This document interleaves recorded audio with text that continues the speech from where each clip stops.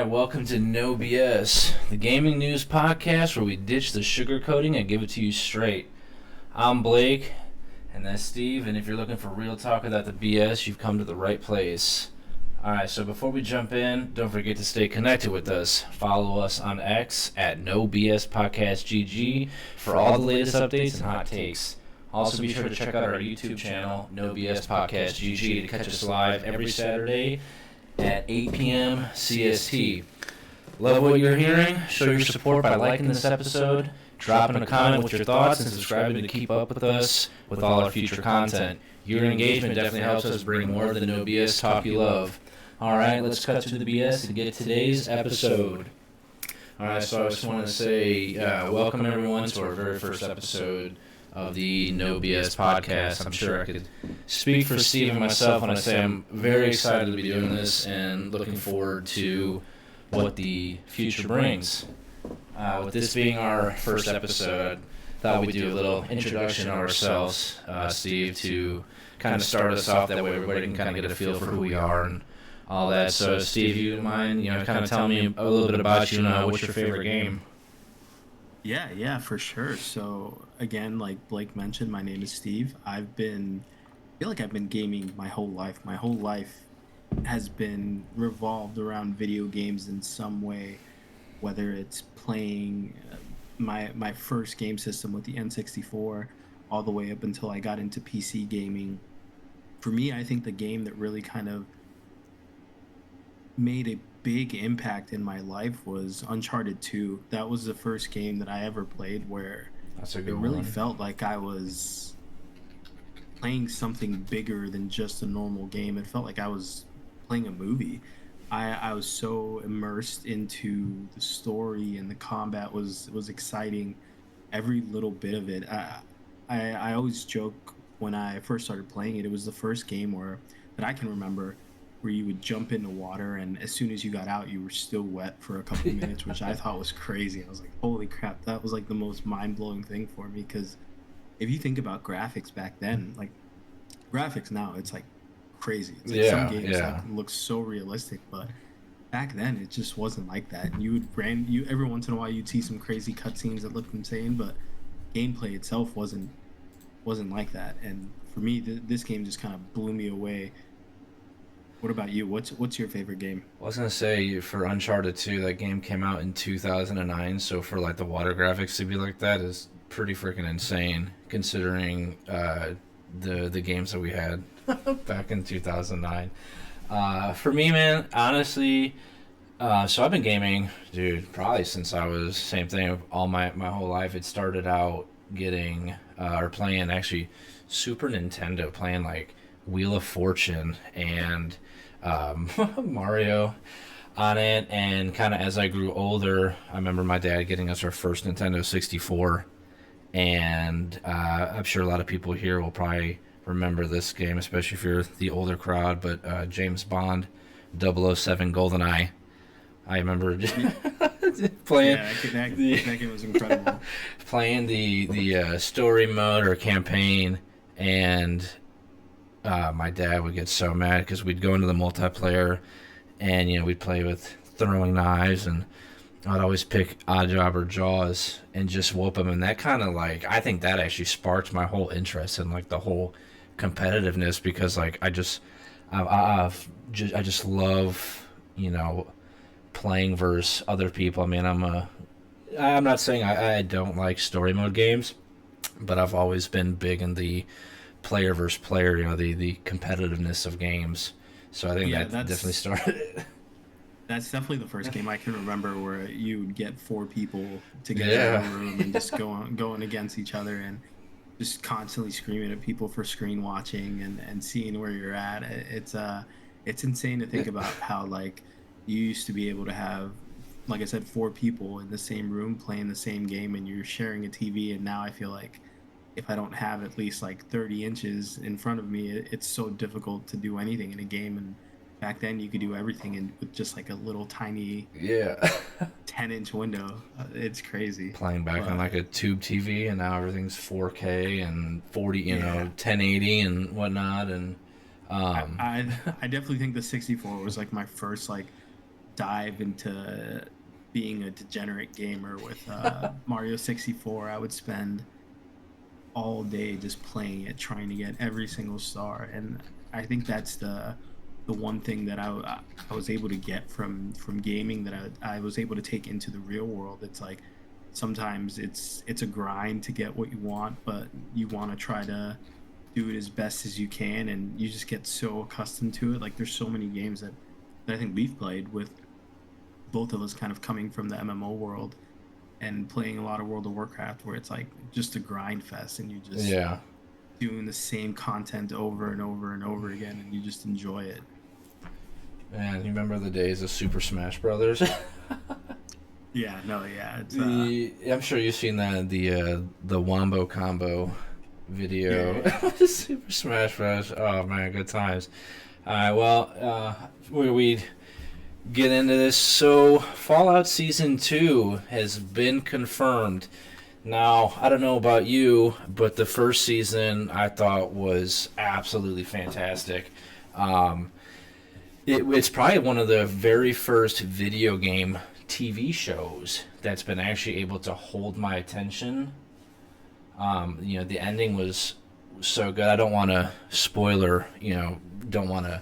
If you haven't seen season 1, I highly recommend watching it. I don't want to talk about what happened in the ending, but the ending was so good that it's making me just anticipate and just cannot wait to see the next season and see how like my favorite character is Cooper the Ghoul, and I just can't wait to see how he develops through the next season. And in season 1, you saw how he had a daughter who was with them when the blast occurred, and you don't really learn a whole lot about what happened to her, and I'm really kind of hoping that they dive more into that with season 2. Yeah, it's actually the second biggest show on Prime of all time, right behind The Boys, and you can kind of see that The Boys is getting ready to close out with it's very close to wrapping up the show. And I think Fallout is a perfect IP in terms of lore to really be able to take over that next show that will kind of demand everything from Amazon. There's just so much content that the showrunners can pull from. Yeah. And I don't know if you so there was a thing, I guess the writers were coming up with so many ideas that they were just shelving, and they're like, we'll just use this for season 2. So they already have an idea of what they want to do before the next season, which is crazy, because it's like they just the show just aired and they're already talk about the next season. For season 2. They moved production to California, so it's gonna be, they're gonna have so much desert environment to film. They're not gonna have to build as many sets, so it's gonna make it a lot more exciting, and I'm stoked for the next season. Yeah, I have to say, well, sorry, I don't mean to cut you off. I've never played it. I mean, I've played a little bit of it, but I didn't really dive into it. I just wanted to say real quick that I'm almost tempted to say I'm more excited for Fallout Season 2 than I am The Last of Us. Really? Yeah. Oh, yeah. Okay. Yeah, I mean, the show was really good. I loved the Fallout season. I think I finished it in 2 nights. Jeez. That good. I think that's one of the. I know some people dislike the whole dropping all the episodes at once, but for me, it's like I don't mind it. I do like every once in a while when there's where you have that weekly break between episodes, so you can you get time to digest that episode and talk about it and really see and figure everything out, versus just dumping everything at once and you're just spamming episodes. I didn't mind it for Fallout. I thought it did such a good job at building the world for you, and for someone like you or anyone that's never played Fallout and doesn't really know much about the world, you learn so much about it just from that show. Yeah. And one of the really cool things that I liked is Lucy's character, the main character. It does a really good job of like portraying a new player jumping into the wasteland. It does, because she's so global. Yeah, she's so innocent. You go in Yeah. like expecting everything is going to be fun, exciting, dangerous, but then you kind of see it as she gets exposed to the corruption of the vaults and all the craziness that's going on in the wasteland. You kind of see her start to lose herself a little bit, and I think it comes um, to a full circle at the end when she finally kills her mom and she decides, okay, this is the world that we live in now. We're no longer in the vault and doing all this stuff. And I think another really cool aspect of the show too is when you play the game, it has you choose your builds, and based on your builds, different things become easier as the show kind of progresses. And Yeah. each person throughout the show kind of encompasses a different type of build. And you'll notice like little things. I think Fallout does a perfect job of fan service, but then it also has a really good story that just pulls everyone in and doesn't do a bad job of explaining what's going on. Where you see it with some shows and movies, video game movie adaptations, where they either lean too much to the fan service or lean too much to just building a good story and ignore the gaming aspect of it, that Yeah. you lose one of the sides. And I'm so excited for this next season. So we're talking about how good Fallout we think is going to be. Let's talk about a adaptation that seems to have completely fell flat on its face. Borderlands. It had a 10% approval on Rotten Tomatoes. A lot of the reviews I've seen on that, I haven't seen it myself, and I'm kind of glad that I didn't. A lot of the reviews on it just say it's for if you're a diehard Borderlands fan, the movie just don't even bother watching it. It's terrible and it's not what you'd expect it to be. Um, so it's I guess it's had some of the worst reviews of any video game movie adaptation of all time. And That's you crazy. yeah, and you'd think a movie with, Jack Black and Kevin Hart could do a little bit better than 10% on Rotten Tomatoes. Yeah, it's pretty insane. Like this was one of those movies where I kind of mentioned sometimes the showrunners try to lean too much to one side, and from the reviews that I was reading, it feels like they tried to lean too hard to make it a fan service feast where they're just dropping all these hints to kind of say, oh yeah, we know about the game lore and all this stuff. Like they're talking about maps and weapons and all this Yeah. other stuff about the game, but then every once in a while they just completely mess up. Like there was one thing I was reading where they talk about going to this specific zone, but the zone looks completely different. So it doesn't make sense that they were trying so hard to make it um, mechanically accurate, but Yeah. then on the other end they have this one here where it's just not even close. And then at the same time, it's like this is one of those movies that I think would have done really well if they had gone for that rated R versus kind of trying to stay PG Yeah. 13. I think Borderlands has one of those weird humor in the game, and I think that's what a lot of people enjoy about the game. Is it's funny, it's weird, it's funny, but they like that concept of the game, and that's one of the big draws to the people that play that game. Um it's sexual, it's Yeah, and you can't all do sorts that of in a crazy. PG Yeah, 13 movie. yeah. I really think they kind of missed the boat on that end. I think if they had gone more of a rated R and really tried to have a good story and explain everything that's going on. Kind of, they kind of went the opposite route of Fallout, where Fallout did a really good job at explaining the world and building the world up to someone Yeah. that's never played Fallout before. But this Borderlands movie, from everything I've read, it doesn't explain anything. If you've never played Borderlands before, you have no idea what's going on. And even then, if you've played Borderlands, you're disappointed by how little effort they put into making this an accurately portrayal of the game. Yeah, and like I said, with actors, so I'm just gonna name a few actors that they had in on this. They had, Jamie Lee Curtis, Bobby Lee, Kevin Hart, Jack Black, Kate Blanchett, and you'd think with, big names like that they would have been able to really put out a good movie. And unfortunately, they just said it's just one of those games that or one of those movies that they just couldn't get it right. So with Borderlands here, there are a few upcoming gaming movies and TV shows that I'm actually super excited about. Five Nights at Freddy's 2 will be coming out this year. Super Mario Bros.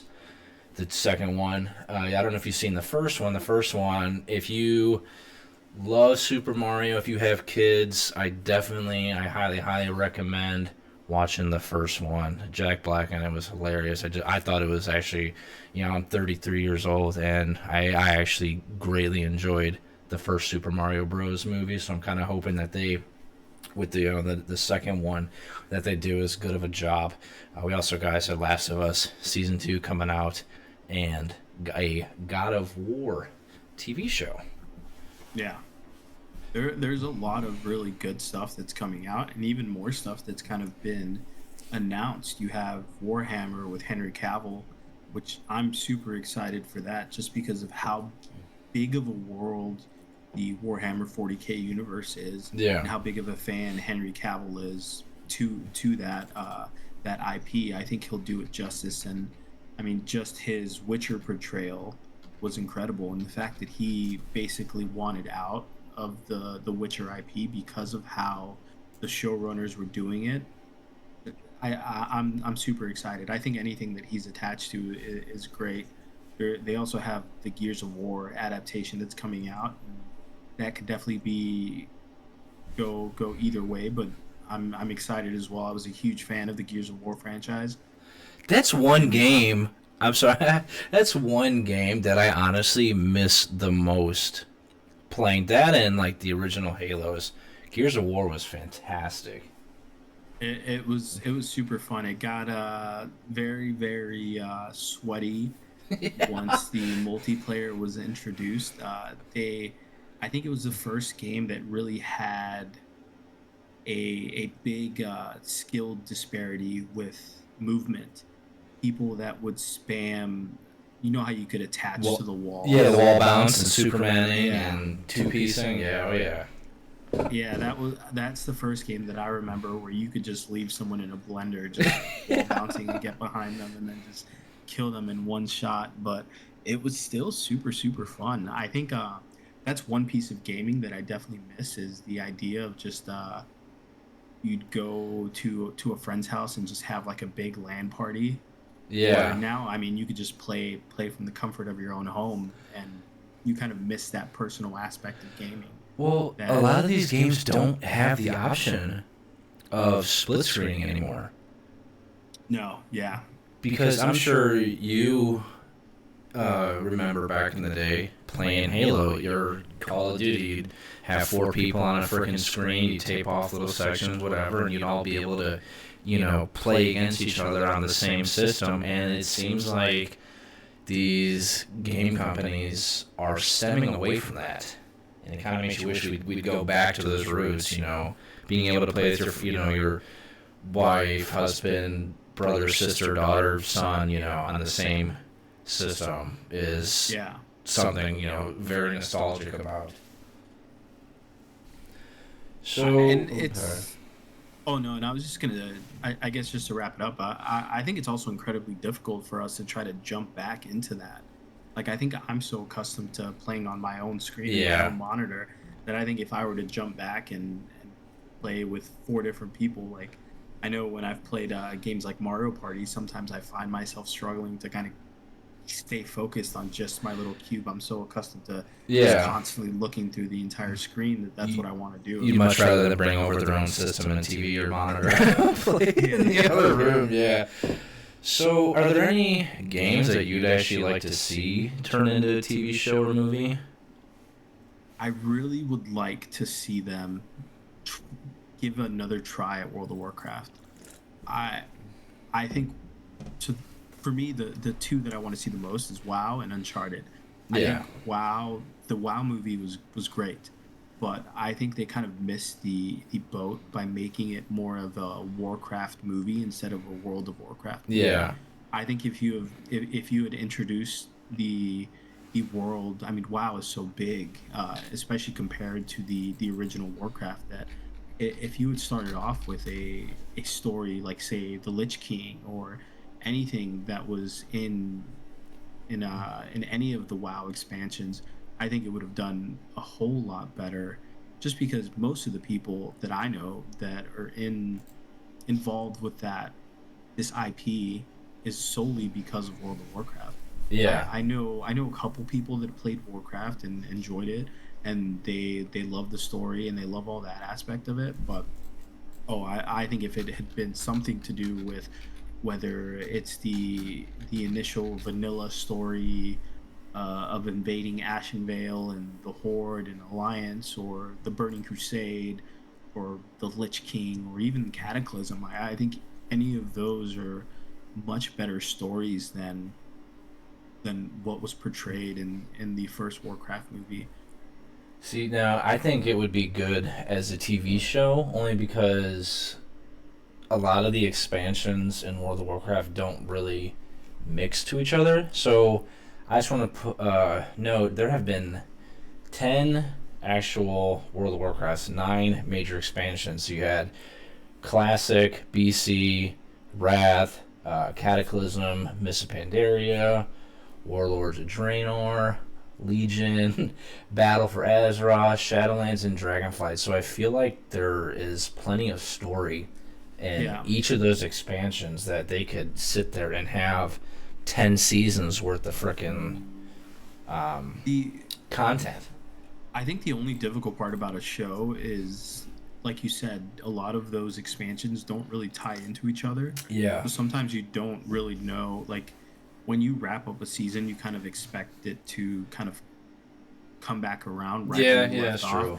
Versus if you go from, like, say, Lich King straight into Cataclysm, you're like, what the heck is going Yeah, on? And all of a sudden there you're really fighting is Lich no way King. to tie those two Now it's together. like, Yeah. Now we're yeah, finding big dragons and frickin' yeah.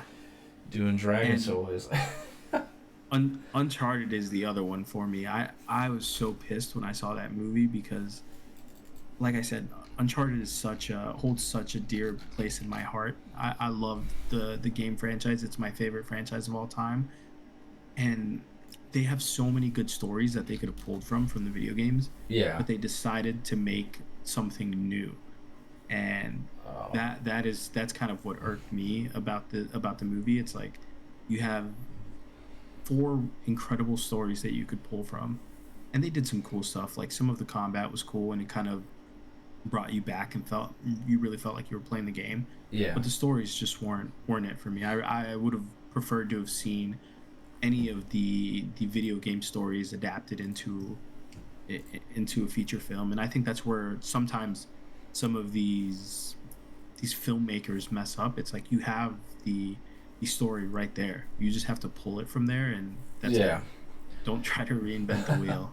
What about you? What are you kind of looking forward to? A lot of these, funny you say, a lot of these companies do try to reinvent the wheel with these, adaptations, and because of that, for me, I feel like there's not a whole lot of games I'd like to see turned into movies or TV shows, only because it seems like they're either duds or they're hits, and personally, I feel like sometimes video games are best left just to be video games. Let's just say like a game like Call of Duty. Like you can't. How do you really do a Call of Duty TV show or movie? You got how many freaking war movies and stuff like that. There's not a whole lot that I'd actually like to see, and I'm afraid like if they did do a TV show or movie out of some of these games, it almost would ruin it for you. Like I said, I wonder if like Borderlands, like if the game itself just like nobody wants to play it anymore just because the movie was so freaking bad. Like screw this. It's like I just feel like some games should just stay in that video game realm. Yeah, it's definitely hit or miss. I definitely agree with certain games for sure. I think there's a lot of games that have potential to be great movies, great TV shows. It really just depends how these filmmakers, showrunners deal with it. It's Yeah. like I said, I think a lot of them just try to make something new, when in reality, it's like you have your outline there. Just use it and go from that. Yeah, exactly.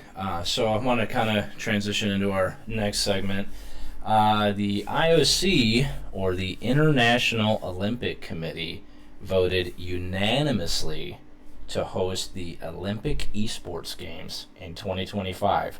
And I am so excited for this because video games are finally becoming a lot more mainstream. I know back in 2008, 2007, playing Call of Duty 4, when I was playing it super competitively, it was always, oh, you're not, get a real job. You're never going to be able to make money off doing that. And now it's like, it's become so mainstream that there are people making livings, like six-figure living off of video games, whether it's streaming. You got colleges even offering scholarships for esports. So to see something like the Olympics bringing video games and esports into it is so refreshing, and I think it's actually going to draw a lot more attention, a lot more viewership to the Olympics. Yeah, it's definitely great to see, especially because the initial way they were trying to go about it, I think was very wrong. They wanted to use the Olympic platform and the whole esports in the Olympics as a way to portray basically esports. So they had like, I don't know if you've ever seen like the Zwift biking, so biking in a video game, Yeah, rowing yeah, in a yeah, I've video seen it. game, Yeah, stuff like that. That was like the initial way they wanted to go about this. It's just they didn't want to steer away from the whole sports aspect of it, which I think was very wrong. I didn't think that made sense, but they brought in, I believe it's the owner of G2 or someone with G2 to be sort of a consultant for this, and he really helped kind of open their eyes to the idea that video games is huge. And yeah, I think some people from the IOC went to go see a big League of Legends tournament. They were just kind of blown away by the theatrics of it. And me, I don't play League of Legends, and I've never really been into it, but I've seen some of the esports tournaments and some of those games. Like it's just crazy. Like to see how many people are so into it and how enjoyable it is for these people. I was super big into Overwatch, and I think Overwatch was the first game to really do a kind of world championship thing. yeah. And when that was going around, that was crazy to see every single country kind of trying to become the best at what they do. What games are you kind of are you hoping that they add into that Overwatch. bucket? Overwatch is actually a really good one. That's probably one of like the first games that if you have never played it, it's actually very easy to follow along. And I think games like that would probably be most popular. I mean, I'd love to see, Dota or League of Legends, but if you've never played those games, I feel like if you're watching them for the first time, you're not going to really know what, I'm just going to throw a combo out, a Lee Sin Ward Hop. You're not going to know the significance behind something like that in League of Legends. So I feel like games like Call of Duty, Overwatch, mainly more the first persons, it is going to be better. But I will say the player base in League of Legends and like Dota 2 is far superior to that of Call of Duty. So maybe I'm wrong. Maybe League of Legends and So MOBAs will have, bring in that viewership.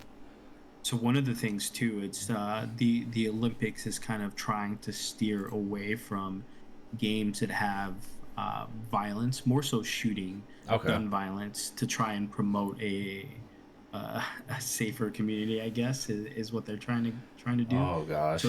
So I know games like Call of Duty, Counter Strike, and stuff like that probably won't be involved in it.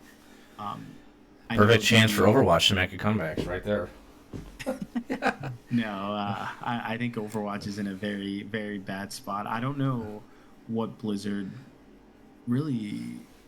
They just kind of drop the ball so much with all their games. I feel like they have the perfect opportunity to be the esports leader. I think when esports first started, World of Warcraft was at the forefront. So Yeah, was it's huge. Overwatch. Yeah.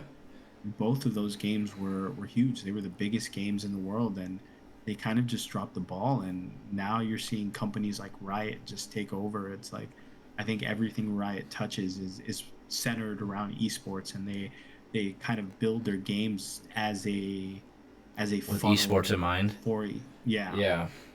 Well, they're probably one of the first companies that are seeing just how much money esports can bring in. I mean, you got like League of Legends, huge player base. One of the biggest names in League of Legends is Faker. They had a skin set for him going for like I call like $600, and people are buying it, and it's they're realizing this. They've realized this very early on that if they have these tournaments and they focus on esports, the money just gets funneled in because you have so many different skin sets around these teams and these players, and it's just a money funnel for them. And if you get companies like Call of Duty or Overwatch, if they would have like focused more on the esports aspect of it, I feel like they could have been as successful as like League of Legends and Riot. Yeah. No, yeah, that's definitely something that they missed. I think Call of Duty is still at the height of esports, but definitely not the way it was when it first started. And I think a lot of the benefit that Call of Duty has is it really brought in some of the OG players, and a lot of those kind of build their own brands, and they were able to kind of hold Call of Duty up at that pedestal of the basically the highest tier for esports gaming solely because of their names, and they continue to kind of bring it up. Like every time a new Call of Duty game comes out, you're always going to see these players kind of hop back into it, Yeah. whether it's for a month, 2 months, a year, whatever, but they're going to play it, and they're going to bring all these players that probably wouldn't have touched the game Yeah. had their favorite YouTuber or streamer not played it. And I think that's where, like you said, companies like Blizzard kind of missed the boat on. It's they pushed away a lot of their biggest creators and a lot of their biggest players, and just made the game not fun for them, and it's just difficult to bring in new players. Yeah. So speaking of big content creators, I don't know if you have seen the news lately. So everybody knows Chris Tyson from Mr. Beast got outed, where his Discord messages were leaked for him grooming an underage boy who I think was 16 or something like that at the time. And actually, as of I think a day or two ago, there was tweets from a guy who used to work with Mr. Beast. His name was Jake the Viking. I guess this is like breaking. His brother-in-law, who goes by the name of Delaware, is actually a registered sex offender. And I guess Mr. Beast, Jake the Viking, and all of them knew about this, and even had him wear a mask so he wouldn't, so nobody would know who he was, and just gave him the nickname Delaware. And I guess he was 21, and he sexually assaulted a girl who was 11. Yeah, So all that stuff is crazy, man. Like it's insane to see too, because it seems like it's such a common occurrence in this yeah, industry. And I don't know if it's because the fan base that kind of is drawn to this type of content is all younger, and a lot of the people that you're exposed to are just younger. yeah, I mean, I again, it's not something that you want to be involved with, but it's just such a common occurrence. I feel like every other month something like this is coming out. Some sort of crazy scandal is coming out, yeah. Well, and it sucks, man, because like how many of these people are people you looked up to? Not I don't want to say looked up to, but watched like Doctor Disrespect, dude. I used to he was honestly probably like my favorite streamer, and with it's just crazy how these people like you didn't think would do this stuff. It's insane, like how common it's becoming.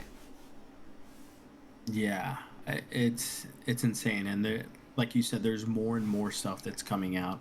I think there was a previous Mr. Beast employee who's kind of been releasing videos. I think on a week by week basis. I can't remember if it was a couple days ago or last week where he kind of dropped another video with another previous employee, Jake Weddle, Yeah. and same thing. They kind of just go over a lot of the things that were going on behind the scenes and really trying to expose Mr. Beast at the company and what kind of stuff they do and the shady Yeah. things that they do. And Well, again, I think a lot of it, in a sense, makes sense. I work in a business environment, and you do see a lot of that cutthroat businessy things in the industry. And I think once people get as big as Mr. Beast is, obviously there's going to be something like that in there. But it's crazy to see too, because I think a lot of people remember. I like me personally. I was watching Mr. Beast when he was making those weird challenge videos where he would sit yeah. in front of the screen repeating the same video or the same word over and over again. Yeah. And it's like you see this kid go from that to what he's become. And I think a lot of the times, like you said, it's just hard to understand what's going on and hard to Well, imagine. well, like I don't know. It's weird though because so I'm just gonna say Jake the Viking. He knew. He says Jimmy or Mr. Beast knew about this stuff. These guys are outing Mr. Beast a few months after they left his company. I don't understand why they're waiting until now. Like, if I'm working at a company and I see all this stuff going on, maybe it's just because, I'm an adult and I have a child of my own. Why wait until the news from Chris Tyson comes out? Why wait for that stuff to come out before you're like, oh, yeah, hey, by the way, this stuff's been happening? Because to me, it seems like a little bit of clout chasing. Like, oh, let me hop on this, so now I seem relevant. That stuff, I feel like, as soon as you've seen it, maybe, take a couple weeks to gather all the information so you're not just, throwing false claims out there. But but if you know about it, speak up. And it's, I'm glad that it's becoming more common for people to out these people. But I'm just going to, kind of change to the Dr. Disrespect thing. He was banned from Twitch for inappropriately messaging an underage girl. Why are these companies, why is it not being put out when it's happened? It's insane to me that these people and these companies are waiting months and years after the stuff's already happened before they're like, oh hey, now I care, now we're gonna do something about it. Yeah, that's the weird part to me, and that's kind of why part of me still kind of holds on to some sense of hope that maybe not every allegation is true Yeah. necessarily. Like you said, with the Doctor Disrespect one, there wasn't a whole lot of real evidence that was kind of thrown out there. It was just No, some, exactly. it was just some hearsay, and you even had some ex-Twitch employees come out and say that it really wasn't what everyone was saying. And again, even if there was, or if there was that instance of that happening, and why would Dr. Disrespect sue Twitch and then settle with Twitch? Again, Exactly, you said exactly. Yep. that's something that should have been said and should have been dealt with right when that happened. Because again, like me, if I was a company and someone was suing me and I knew that the reason we voided our contract was because he was doing illegal activities, I would just come out and say, hey, this Exactly. is the reason we voided your contract. So again, that part to me is a little sketchy. The Jake the Viking thing, I'm right there with you. It's, I think a lot of it is him just kind of coming out and wanting to be relevant. Yeah. Because in a sense, he was only relevant while he was on Mr. Beast. After he was removed from Mr. Beast, he kind of just dropped off, and you don't really hear a whole lot. And when Yeah, you kind of go to exactly. his YouTube, you go to his YouTube channel and you see the best videos that he drops are the ones where he's talking about Mr. Beast, and it's just using that name for clout. Yeah. much. And Well, now he and does. I think like drumming videos. So totally yeah, check. it's like Yeah, and it's I'm sorry. Go ahead. no, I was just gonna say it's all weird stuff that people are doing, and it's like I think you not getting too deep into it, but obviously anytime someone does something like that, you want to speak out and you want to make sure they don't do it again. And I hate that people are using the fact that Chris is trans Yeah, as it has nothing to do with it, by all, the way. almost like a shield to try to make it seem like it's not as bad as it is, because you saw plenty of creators that as soon as Dr. Disrespect was outed, they just came out and were just like, oh, he's the worst person ever. But See, when Mike Tyson came but out, it's yeah, but well, like that's our disrespect. I say I've been a huge fan of him. Like, yeah, he said that there were messages leaning in the inappropriate thing, but with his recent tweets of him playing chess and then that everybody else playing checkers, I wonder if he's gonna come out and I wish the transcripts of the messages would be known, because you don't know how if the girl he was messaging, did she state how old she was? Yeah, I feel like if you're a popular person, a streamer, a public figure, as you will, it's not uncommon to be flooded with messages from these people. And I mean, yes, it's on you to vet them, um, but again, without really seeing the full transcript of the message, you can't really, as much as I want to say, yeah, disrespect, Dr. Disrespect's POS. He's a predator or whatever. If he didn't know the age of this girl, then that's kind of on her for not disclosing it. But at the same time, yeah, he should have asked, especially being in the position he's in. yeah. No, I completely agree. But to kind of talk about or hit on how you're talking about how to make sure things are correct, there was actually Chris next door, who is Kai Cenat's cameraman. He was actually falsely accused by Complex, which is a news media outlet, for sending inappropriate messages to a minor. So this company, I guess, put out an article about him blasting the guy, blasting Kai for working with this dude, and then come to find out it was the wrong Chris. So maybe, kind of to lead back into why I'm like, why is it taking so long? Maybe it's not a bad thing to get all your facts straight first, before you throw that information out there, because once it's out, it's out.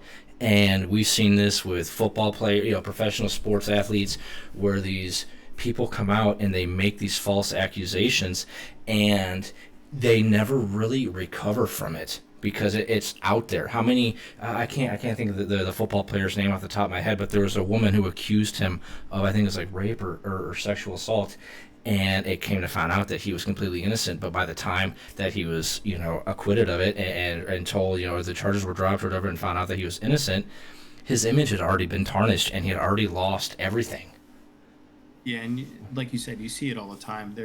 I think the most notable one recently is Trevor Bauer, where Oh yeah, kind yeah. of accused him of rape, and same thing. He knew it though. He knew it because he had the receipts to show that it wasn't too. So he was smart about it.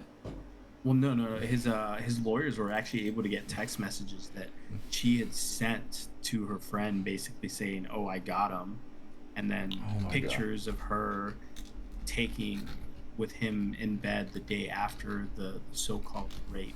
Oh, I So thought he put out the text. I didn't know that they subpoenaed those and got them. Wow. no, they pulled the text because it was her texting her friend. So it Oh, wasn't her okay. texting Okay. him. Yeah, there were texts of her basically trying to get with him and all that, but Yeah. the more incriminating text messages were the stuff that she was sending her friend, basically stating, "Oh, I got him. We're gonna God. we're gonna make some money." And again, like I said, you see it all the time. There was a kicker for the Chargers, I think, a couple years ago. He gets drafted and then he gets accused of sexual assault. Gets cut from the team right after he gets drafted, and then he come to find out that he wasn't even in the same building as when the sexual assault happened. But Yeah. again, like you said, the damage has already been done. I think a lot of the times as a society, we're just too quick to cancel people before we get all the facts. And I think, well, it's because we're in a woke time where everybody wants to jump on the bandwagon of this stuff, and with social media, I mean, I'm just gonna say, the Mr. Beast stuff. So how many people are putting out TikTok videos to kind of gain some relevance on it? So. No, yeah, I completely agree. It's we're in a weird time right now. Yeah. Speaking of weird times, let's talk about the end of an era, man. Game Informer, the video game magazine that many of us grew up reading, looking forward to showing up in our mailbox month after month, is no longer around. This on top of the massive layoffs from Bungie, the Xbox 360 store shutting down for good, and then as well Twitch coming out and saying that they haven't been able to become profitable. We are in very weird times with a lot of this stuff. And so tell me what you think about that. Yeah, it's crazy because, like we were talking earlier, I think gaming has never been bigger. I think it's the biggest it's ever been.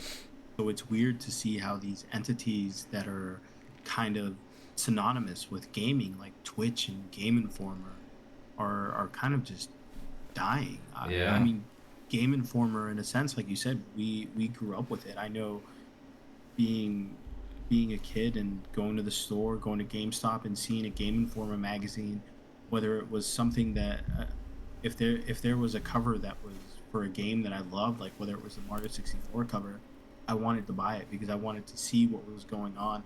I wanted to read everything that was going on, and they did such a good job at like portraying some of these stories that I think before Game Informer, there was very little companies really doing it.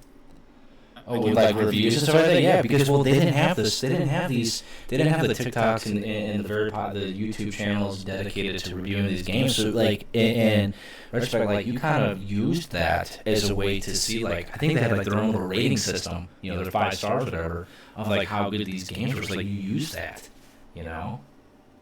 Yeah, and like you said, it's a different medium now. I think one of the things Game Informer kind of failed to do was adapt. I just don't think people are really, at least in the U.S., reading magazines that way. No. And digesting content in that form. I can't remember the last time I purchased a magazine myself. The last time probably being just when I was at the airport. I think that's the only time I ever purchased a magazine. No cell reception, so you gotta get the magazine. Because otherwise, it's like you said, we have TikTok, we have YouTube, we have podcasts. Like there's so many different forms of media and so many different ways to digest it that sitting there and reading an article isn't the same. I could be playing a video game and listening to an article or listening to a podcast, listening to a YouTube video in the background, and I think that just made it so much harder for them to compete against these other giants that are kind of coming up. Well, like it's like the thing that sucks though is like maybe it's just the nostalgia about it. Because you don't even like I'm just as an example, midnight releases for these games. You'd go there, you sit outside GameStop for hours. You'd get in, you'd sign up for the GameStop thing, and you'd get the Game Informer. So it's almost like a lot of nostalgia behind Game Informer. Yeah, the one bad thing too that's kind of happening with this, it's they kind of almost erased history because they purged the website. Yeah. If you go on the Game Informer website, you can't see any of the old articles. I think there was a Discord. They didn't archive any of it? No, there's a Discord group that's trying to go back and basically preserve a lot of these old articles, but everything was purged, so they're having to go through like the Wayback Machine and all this other stuff. Even the Twitter was completely purged, because after it was shut down, some of the employees that still had access went on there and kind of left a message to the world, basically saying, we were fired, this sucks, but don't let this ruin gaming for you, because again, I think, like I said, gaming, I think, teaches a lot of people to persevere. It's like sometimes you're gonna go through the same level, fight the same boss over and over and over again, Yeah. but eventually you'll beat it once you learn all the little tricks, and whether it's you go on YouTube or you read an article to figure out how to beat it. Like, there's everything is beatable, and that's one of the greatest things I think anyone can learn from gaming. No matter how difficult of a task you have in front of you, it's beatable.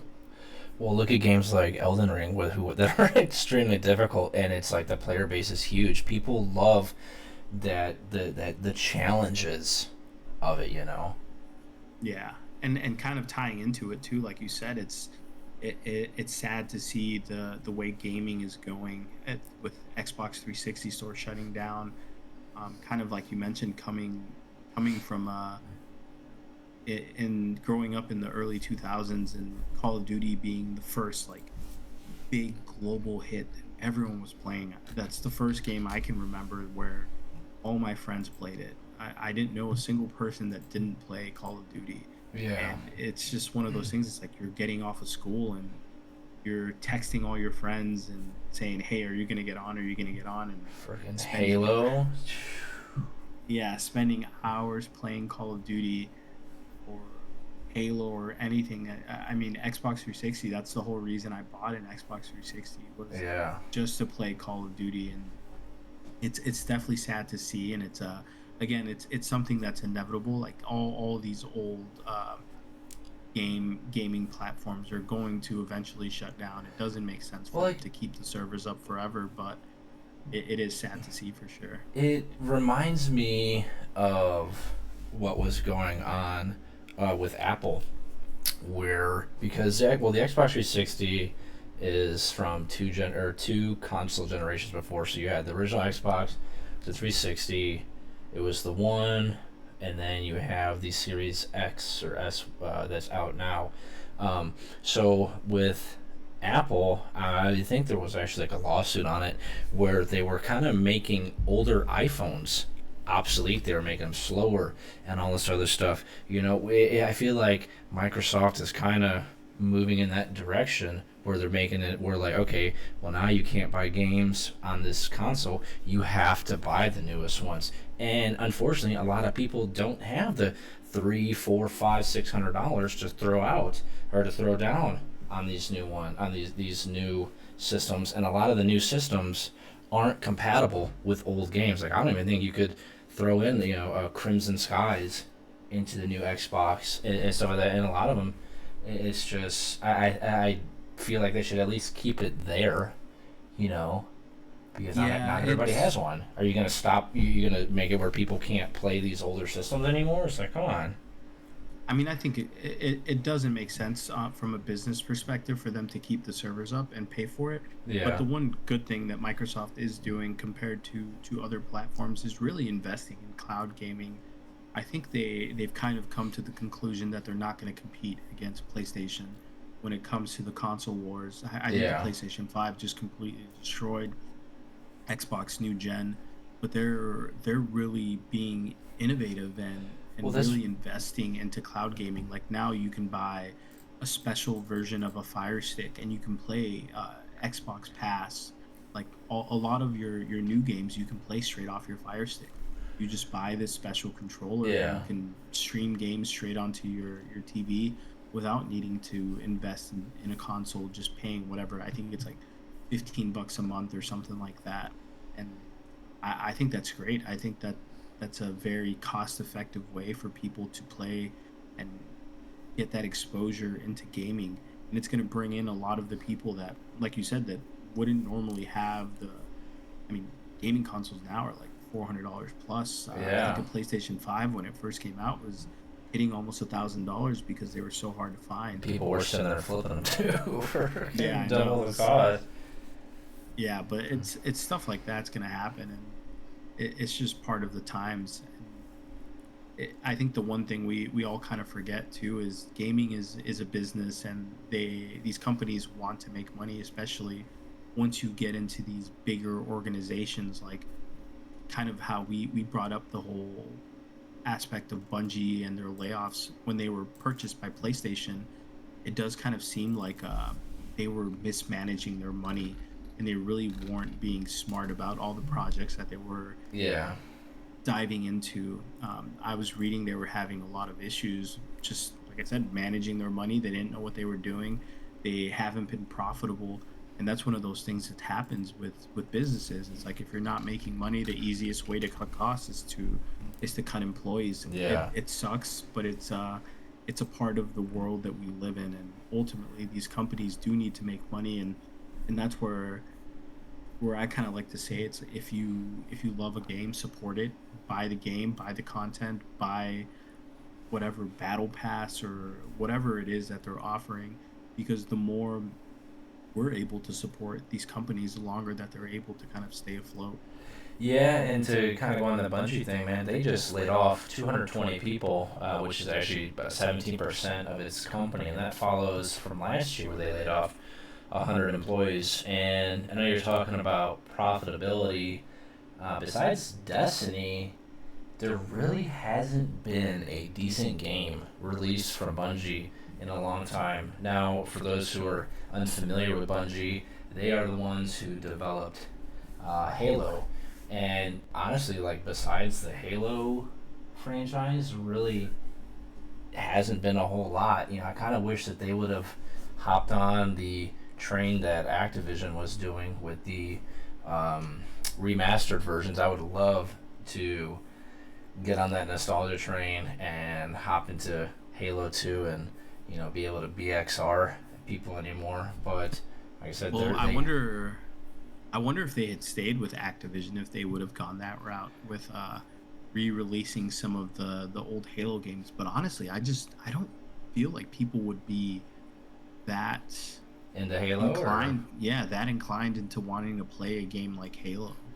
yeah, I mean it's definitely different. I mean there was always that competitiveness between playing Halo and playing Call of Duty, and Call of Duty always outshined it. But I think it's because, in my honest opinion, I think Halo took a little bit more skill than Call of Duty. I mean, it wasn't as simple as just holding down your left trigger and aiming down the sights. Like, Halo required a lot of skill, and I mean you had sticky grenades and stuff like that.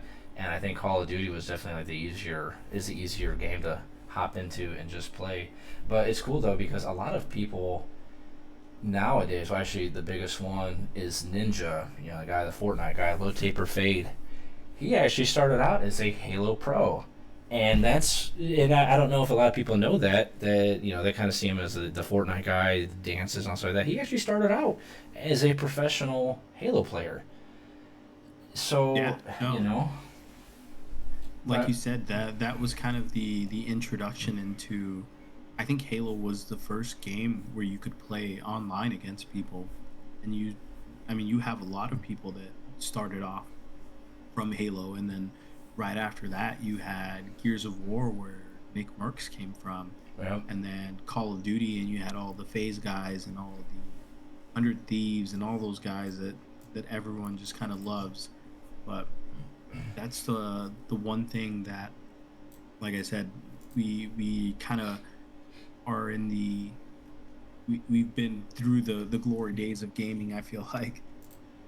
yeah, I mean, it kind of leaves you. I try to be optimistic about the future of gaming, but like I said, with the adaptation in the Olympics, but it kind of makes you wonder.